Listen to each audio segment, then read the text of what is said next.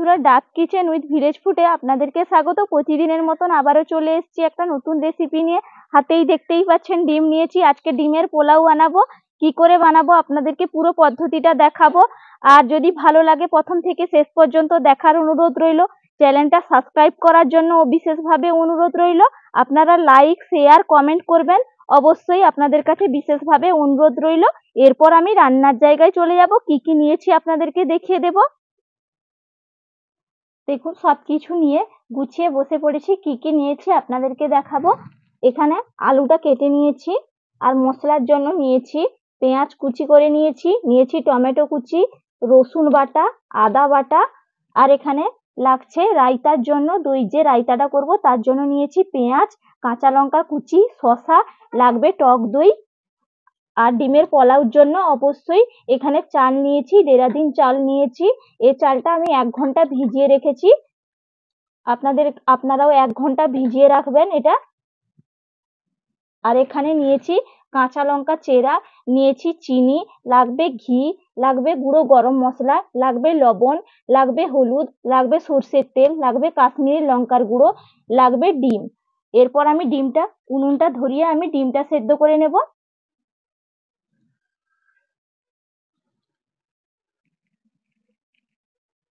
উনুনটা ধরিয়ে নিয়েছি। এরপর আমি কড়াইটা চাপিয়ে দেব। কড়াইটা চাপিয়ে দিলাম। কড়াইয়ে দিয়ে দেব জল।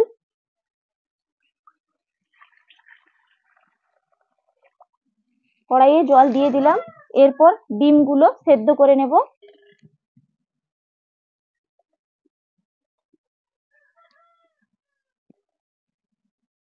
ডিমগুলো জলের মধ্যে দিয়ে দিয়েছি।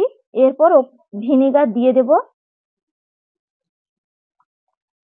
1 চামচ ভিনেগার দিয়ে দিলাম, যাতে ডিমের খোসাটা ভালোভাবে উঠে যায়, এই জন্য ভিনেগারটা দিলাম।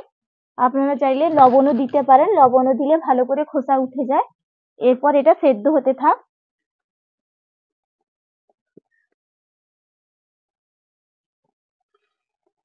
ডিমটা ভালোভাবে সেদ্ধ হয়ে গেছে। এরপর আমি নামিয়ে নেব। জামবাটির মধ্যে একটু ঠান্ডা জল নিয়েছি, ডিমগুলো ঠান্ডা জলের মধ্যে দিয়ে দেব। দিলে খোসাটা ছাড়াতে সুবিধা হবে, এই জন্য একটু ঠান্ডা জল নিলাম। ডিমটা তো নামিয়ে নিয়েছি। একটু ঠান্ডা হয়ে গেলে ডিমটা ছাড়িয়ে নেব। কড়াইটা বসানো আছে, গরম হয়ে গেছে কড়াইটা। কড়াইয়ের মধ্যে দিয়ে দিলাম একটু সাদা তেল। তেলটা গরম হয়ে গেলে আমি আলুগুলো ভেজে নেব।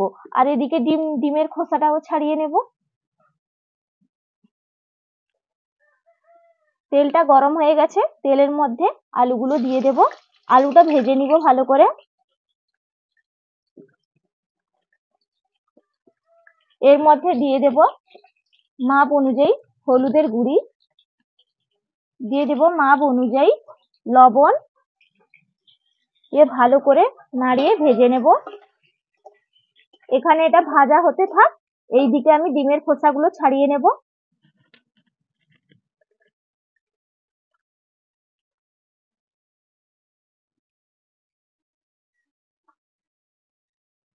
আলুগুলো ভাজা হয়ে গেছে, এইদিকে ডিমের খোসাগুলো ছাড়িয়ে নিয়েছি। এরপর আলুগুলো তুলে নেব।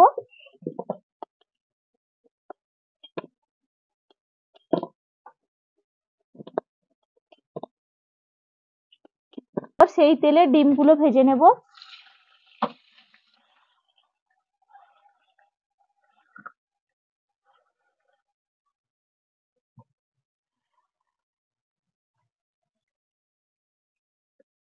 ডিমটা ভালো করে ভেজে নিয়েছি, এরপর তুলে নেব।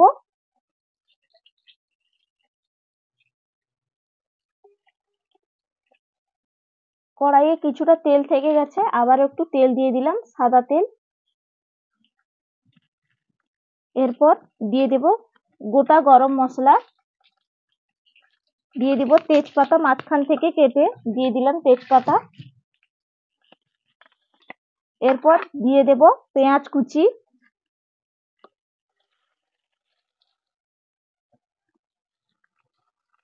দিয়ে দিব টমেটো কুচি। এরপর ভালো করে নাড়িয়ে নেব।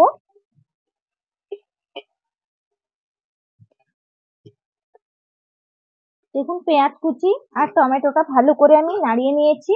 এরপর আদা বাটা, রসুন বাটা দিয়ে দিলাম। এর উপর দিয়ে দেব কাঁচা লঙ্কা মাঝখান দিয়ে কেটে রেখেছি, 2 ভাগ করে রেখেছি, এগুলো দিয়ে দেব। এরপর ভালো করে কষিয়ে নেব।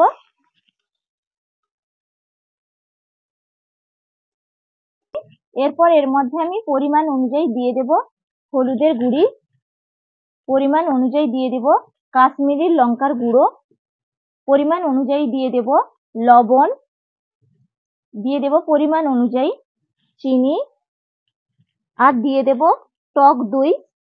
এখানে 2 চামচ টক দই দিয়ে দেব। এরপর ভালো করে মিশিয়ে নেব।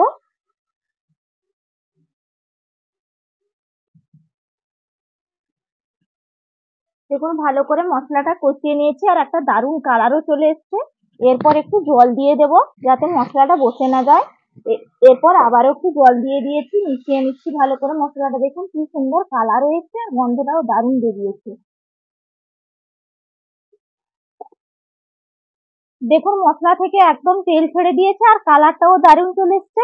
এই মুহূর্তে আমি এরপর চালগুলো দিয়ে দেব। চালগুলো যে ভিজিয়ে রেখেছি এরপর দিয়ে দিচ্ছি এই মশলার ওপরে চালগুলো। জল থেকে ছেঁকে এইভাবে দিয়ে দেব।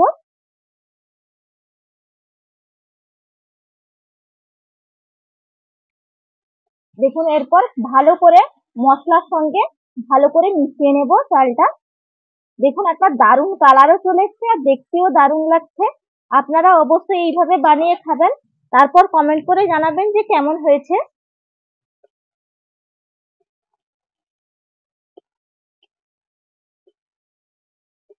দেখুন সমস্ত মশলার সঙ্গে একবারে চালটা ভালো করে মিশিয়ে নিয়েছি।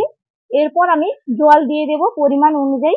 এখানে আমি 500 গ্রাম চাল নিয়েছিলাম, সেই পরিমাণ অনুযায়ী এখানে জলটা দিতে হবে।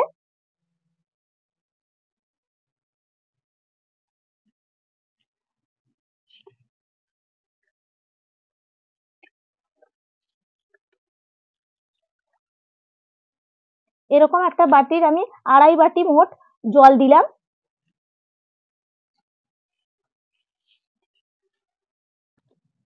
এরপর আমি ওপর থেকে আলুটা যে ভেজে রেখেছিলাম ওপর থেকে আলুগুলোও দিয়ে দেব একসঙ্গে ভালোভাবে কুক হওয়ার জন্য। ভেজে রেখেছিলাম তবু একটু ভালোভাবে কুক হয়ে যায় এই জন্য দিয়ে দিলাম। এরপর একটা ঢাকনা নিয়েছি, এরকম একটা কাঁচের ঢাকনা নিয়েছি, এটা দিয়ে আমি ঢেকে রেখে দেব। এরপরে আমি ঢাকনাটা খুলে নেব। দেখুন কতটা সুন্দর লাগছে দেখতে।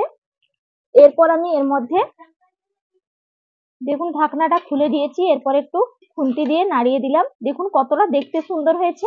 এরপর আমি উপর থেকে দিয়ে দিব একটু ঘি, একটা দারুণ ফ্লেভার আসে এই জন্য একটু ঘি ছড়িয়ে দেব উপর থেকে। এইভাবে ঘি দিয়ে দিলাম, আবারও আমি ঢাকনা দিয়ে ঢেকে রেখে দেব। এখানে এটা দমে রেখে দিয়েছি, এটা হতে থাক। এইদিকে আমি রায়তার জন্য আমি শসাটা কেটে নেব।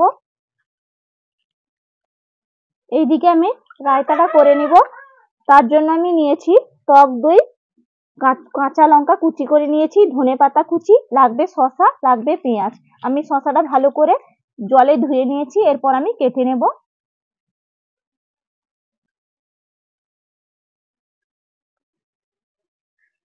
দেখুন শসাটা কিন্তু এইভাবে ছোট ছোট করে কুচি কুচি করে নিতে হবে, দই সঙ্গে মিশিয়ে দিলে দারুণ লাগে খেতে। পেঁয়াজটাও আমি এইভাবে ছোট ছোট করে কুচি কুচি করে কেটে নেব। খেতে কিন্তু অসাধারণ লাগে, এই মশলাদার ডিমের পোলাওর সঙ্গে রায়তাটা একদম জমে যাবে। পেঁয়াজটা কুচি করে নিয়েছি, শসাও কুচি করে নিয়েছি, আপনাদেরকে তো দেখালাম। এরপর দিয়ে দেব আমি দই।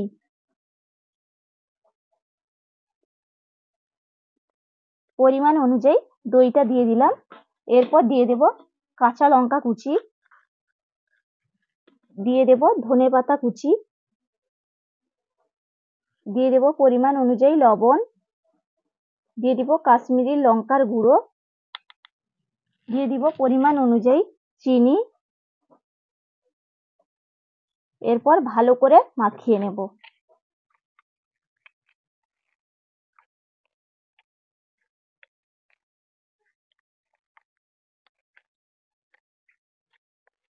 দেখুন দেখতে কতটা সুন্দর লাগছে, আর খেতেও যেরকম সুন্দর হয় আর দেখতেও সেরকম সুন্দর হয়েছে।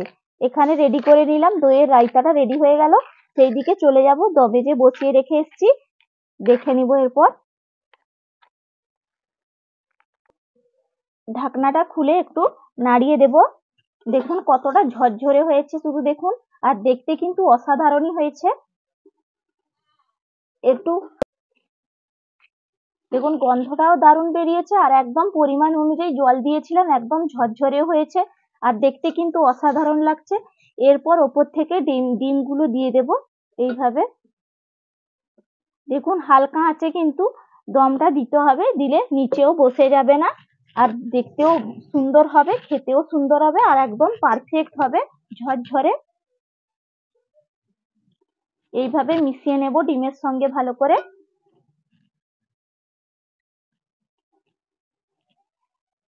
দেখুন ভালো করে ডিমের সঙ্গে মিশিয়ে নিয়েছি, আর একটাও চাল কিন্তু ভেঙেও যায়নি, দেখতে অনেকটা সুন্দর হয়েছে। দেখুন কতটা ঝরঝরে হয়েছে, আপনারা দেখেই বুঝতেই পারছেন।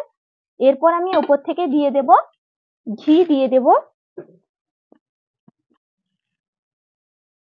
ওপর থেকে দিয়ে দিলাম ঘি। এরপর দিয়ে দেব ওপর থেকে গরম মশলার গুঁড়ি।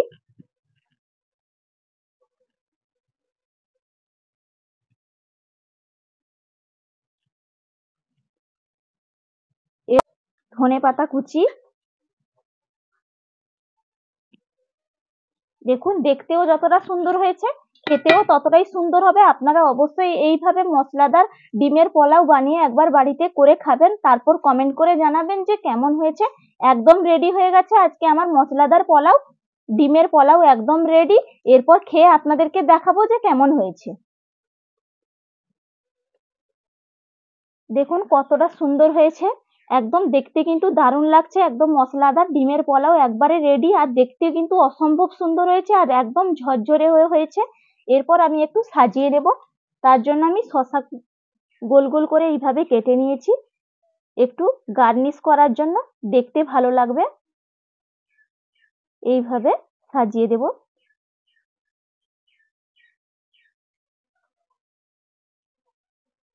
মাঝখান থেকে একটা করে পেঁয়াজ দিয়ে দিব এইভাবে। দেখুন কতটা সুন্দর লাগছে না দেখতে।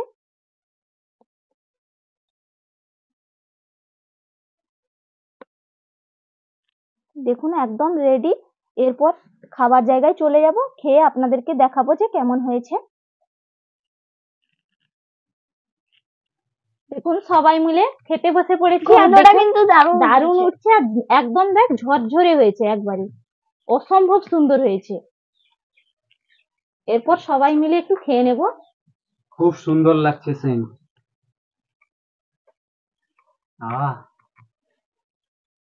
আমার আপনারা অবশ্যই বাড়িতে করে খাবেন। বলে বোঝানো যাবে না।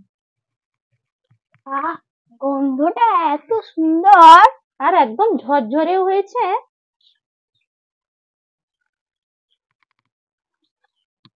দারুণ হয়েছে, দারুণ। মুখের কথা নয়, বাড়িতে বানিয়ে খাবেন, তারপরে মেসেজ করে বলবেন কমেন্ট বক্সে যে কেমন হয়েছে। অসাধারণ।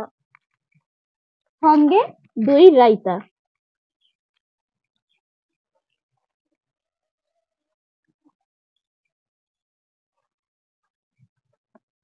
রায়তা মাখিয়ে খাবেন।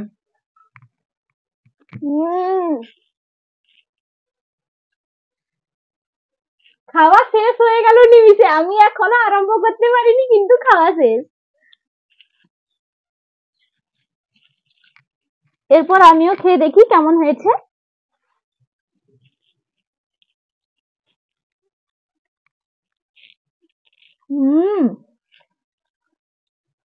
আজকে খাবার জমে যাবে। দারুণ হয়েছে।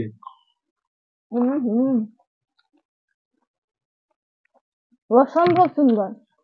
ফাটাফাটি।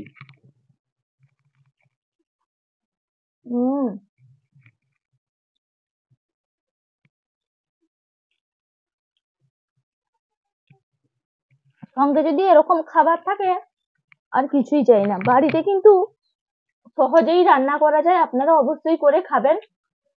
অসম্ভব সুন্দর।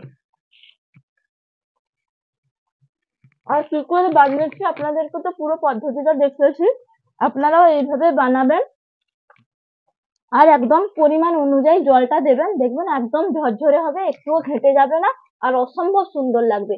আর আশা করি পুরো ভিডিওটা দেখবেন, আর না দেখলে পুরো ভিডিওটা রেসিপিটা তাহলে বুঝতেই পারবেন না কিভাবে বানালাম। অবশ্যই এই জন্য পুরো ভিডিওটা দেখার অনুরোধ রইল। আপনারা সুস্থ থাকুন, ভালো থাকুন, টাটা।